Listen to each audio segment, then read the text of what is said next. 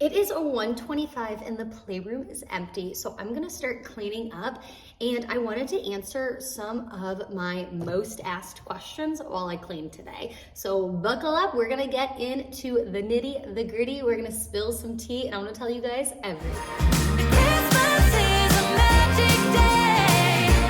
The first question I obviously get the most is, what is an indoor playroom? How is it different from a daycare? Can I drop the kids off? Everything along that vein. And an indoor playroom would probably be better described as an indoor playground, but since I don't have like soft play, I have mostly like toys, I call it an indoor playroom. Now that I'm sitting here thinking about it though, like, aren't all playrooms indoor? It's just like a big playroom with hundreds of toys. You cannot drop off your kid. You have to stay the entire time, and the parents pay to come in. So how much does it cost? It's $12 for the first child and $10 for each additional sibling, and I do not charge for adults. I do, however, charge for every single child that is playing. So whether your child is 1, 2, 3, 4, 5, whatever, they have to pay to play. I do offer that sibling discount though. A lot of places in the area do not offer any type of discount. I'm checking to see if anybody's here. One thing that is very different for this place is I do not charge for the adults. A lot of indoor playrooms, indoor playgrounds, places like this will charge for the adults, and I completely see why. They use supplies, toilet paper, hand sanitizer. I mean, I get it. I just never wanted to do that in my business, so I do not charge for any adult. And I only put a limitation on how many adults can come if the playroom is full. So if it's a slow day, you can bring grandma, grandpa, aunts, uncles. I do not care. But if we are starting to get to capacity because of how many humans I can have in the building, I will say that it's only 2 adults per 1 child. One of the most controversial things I share is about my baby area. I am extremely strict. Extremely strict when it comes to my infant area. First of all, you cannot wear shoes in here. I do have shoe covers, so if you need to wear shoes for like a medical reason, then I will get out my shoe covers for you, but this area is completely shoeless. One thing that people find a little weird though is I do not require you to wear socks. Feet don't really gross me out. I think that feet are like the least disgusting thing about a toddler. Most of the time it's like their hands and their mouths that are gross. And this area is 24 months and younger only.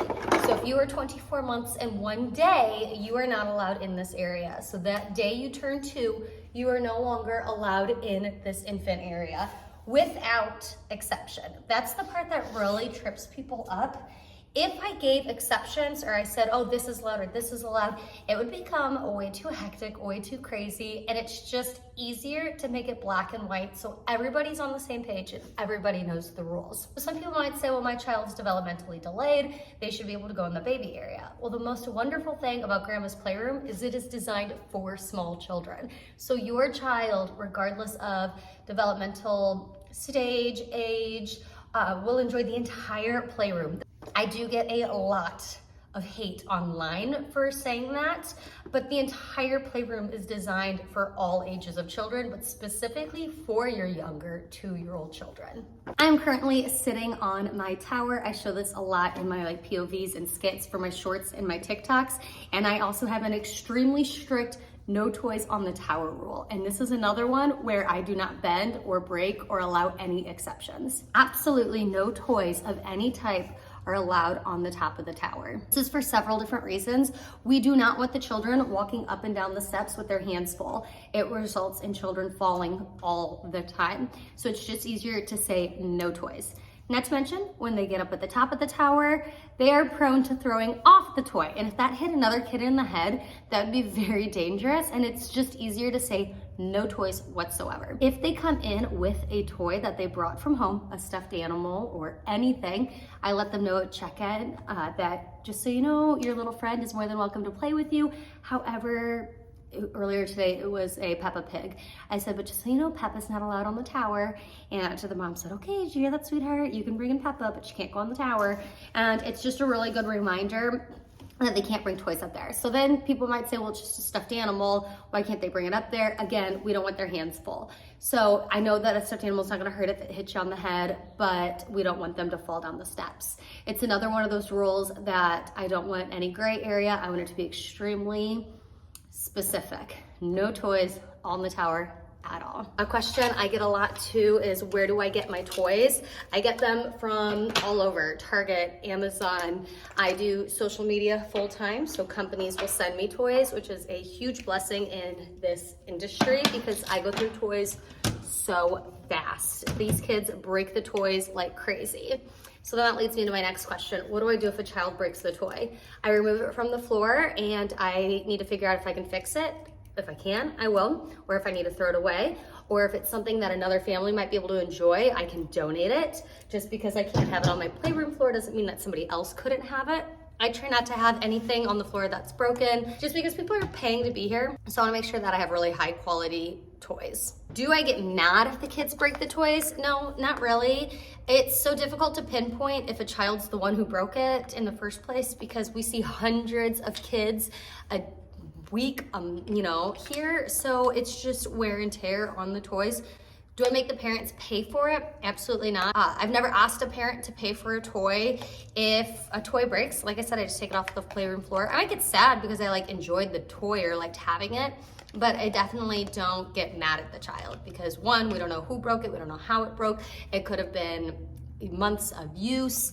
And would I ever make a parent pay for a toy? Probably not. In my waiver, I technically can, but I just can't imagine asking a parent who already paid to come in to pay for a toy that their child broke.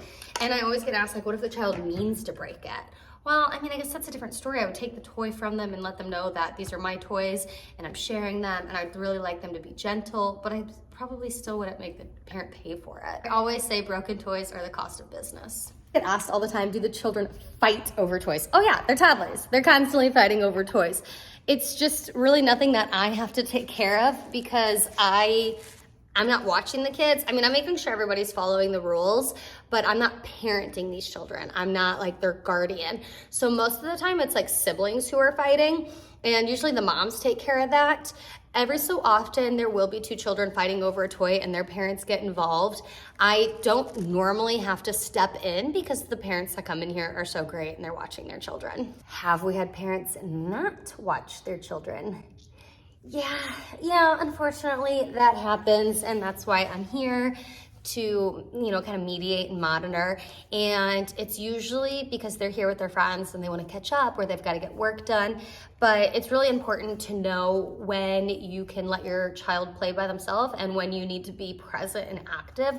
In an indoor playroom, you want to make sure that if you have a child that puts stuff in their mouths, that you're with them the entire time. It's not like you're at home and those toys are just theirs. I have these yuck buckets all over the walls, so you really want to make sure that everything that goes in the mouth goes in the basket. I did have a mother say to me once that she wasn't going to be able to see everything her daughter puts in her mouth, and I had to very, very nicely and professionally say, well, if she is a child that puts a lot of things in her mouth, I do suggest that you follow her around the playroom so you can see every single thing that she puts in her mouth. Because one, I have small pieces right next to the waiver. It says small pieces. Two, we don't want other children putting it in their mouth. I'm trying to keep a clean, sanitary playroom, so we all kind of have to work together. That's my phone. I'll be right back. But yeah, we don't normally have parents not watch their children, but it has happened. And sometimes I will say something, or I'll bring the child to them and be like, oh, little Johnny Doe is not playing very nicely. He's hitting his friends. And then I'll say, maybe you need to talk to mommy. But like I said, that very, very rarely ever happens. Have I ever had to kick anybody out? One time, I've shared that story before. It was because they were saying mean, awful things about Santa Claus, and I did not want that type of language in my playroom, so I asked her to leave. She got very upset. It was a whole big thing. I've posted a story time about it before, so you can go on my page and find that. All right, I think we have time for a few more of my frequently asked questions. I get asked all the time, why is it called Grandma's Playroom when I am not a grandma?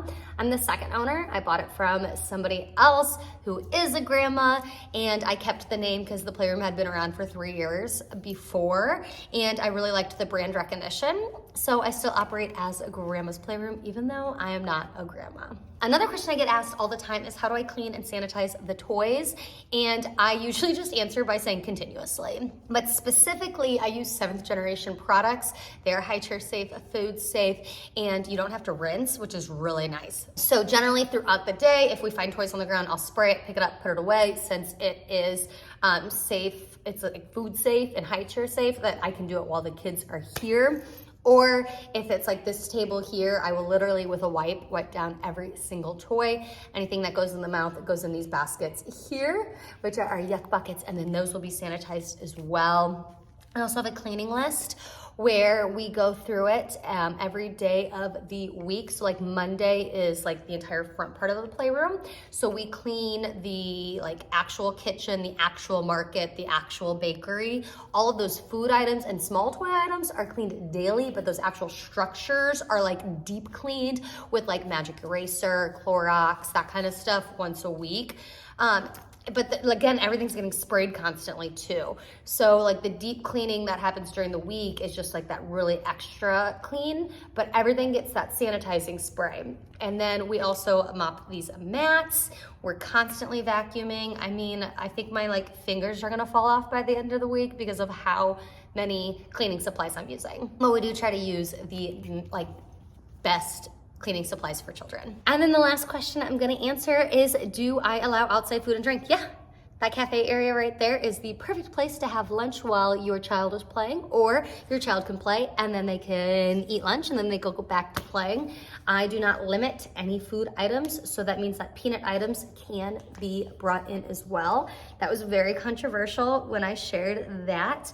I don't ever want to give anybody the false information that we're peanut free and then I have a parent sneak in peanuts or lie about peanuts or mislead me and then somebody has an allergic reaction. The moment I allowed outside food and drink to come in, I think it would have been too difficult for me to police the whole peanut allergy. Not to mention, there are so many different allergies that children have: milk allergies, strawberry allergies, tree nuts, peanuts. It would be too difficult to have a list like that if I already allow outside food and drink. If I did not allow outside food and drink, it'd be super easy to obviously keep those things out, but I think my business would suffer, especially like in these afternoon hours during lunchtime. I find that I have a lot more business since I allow outside food and drink. That does not mean that I do not care about the safety of children. I do, I really do. You're not allowed to have toys over in the cafe area and you're not allowed to have food in the main playroom, so I try to keep it as separate as possible. But at the end of the day, I am still a business. I do want to make a profit so I can pay my employees, so I can have money for my family, but I do need to make money. So offering people to bring in their own food and drink is a huge thing that helps drive business in the afternoons. And then again, as soon as I let them bring in outside food and drink, it's kind of difficult to police what they bring in. I hope that makes sense. It's so hard for me to like say what I mean sometimes, but I hope you guys understand what I'm saying. All right, guys, those are some of my most asked questions here and on TikTok and in person. So if you guys have any additional questions, I would love to hear them. I like these like sit down chat videos. They seem very like casual and I just like talking to you guys. So that's everything for today's video. If you liked this video, I'd like it if you gave it a thumbs up. And if you loved it, I'd love it if you would subscribe. Hope you guys have a wonderful day. And don't forget, wash your hands. Bye, guys.